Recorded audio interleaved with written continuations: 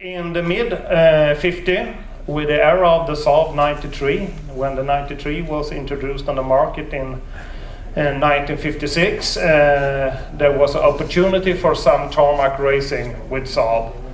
As we know, there was for sure not any official entrance in tarmac racing with the Saab 92 model. Maybe it and possibly it could be some drivers making private entries with the Saab 92 in racing, but we don't know about that so much. But the 93 was running mainly in Group 3 racing. It means there was a relative lightened body part. It was two twin carburetor, the Solex P2 carburetor. But in that time, it was not so many other modification on the car. In ice racing, they was also running in Group 1, but in tarmac racing, it was normally Group 3.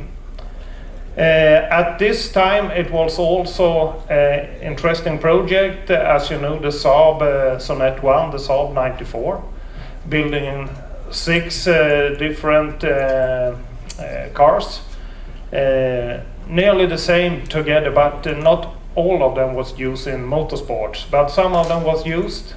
You see here Mr. Eric Karlsson in one of the bends in Karlskoga Motorstadion. It's the first permanent racetrack in Sweden, and there they gained some good results with this car. The most impressive thing with that car, in my opinion, was that was a normal in that time Ferrari, Aston Martin, Jaguar, Maserati and so on. They would use the tubular frames to make the chassis.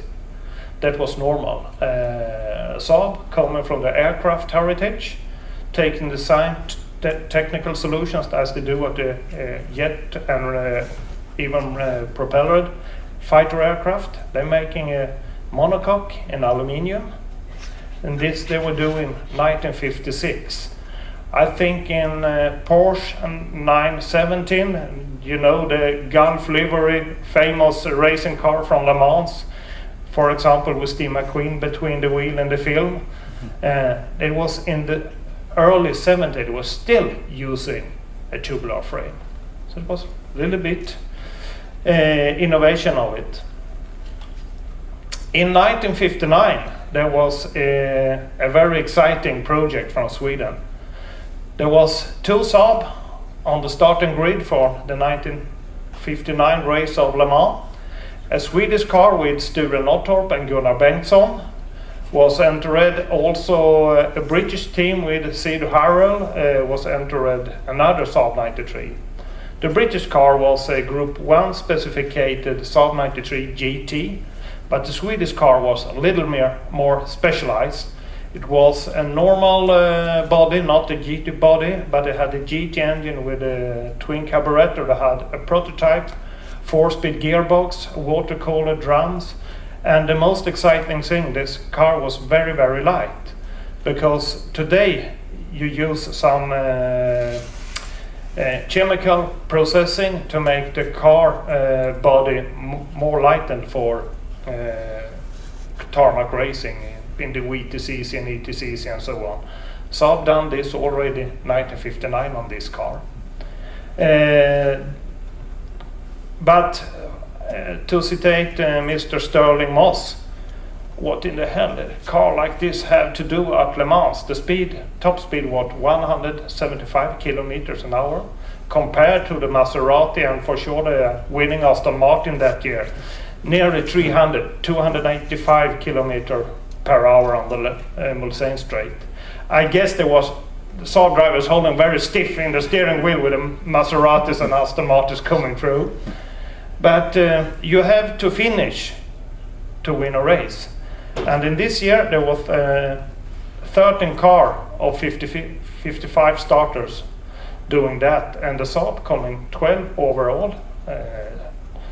Second from the past, but better to say 12 of 55 starting cars, because it's endurance racing. It's have to survive the race to win the race. Second in class, average speed of 130 kilometers per hour. And that means a lot of hard cornering for me, because with 175 kilometers on the straights was not using the brake so much, I guess. And next year, not 50 years after, but 49 years after the first race with the Saab at Le Mans, it will be a second race with the Saab at Le Mans, when I, together with some other racing drivers, make a project to run there again in the classic Le Mans events. But that was the 50s. Then into a new decade, the 60s. There it was also a new car coming up on the track, of course, when the Saab 96 was introduced. Saab had a very good tarmac racing car.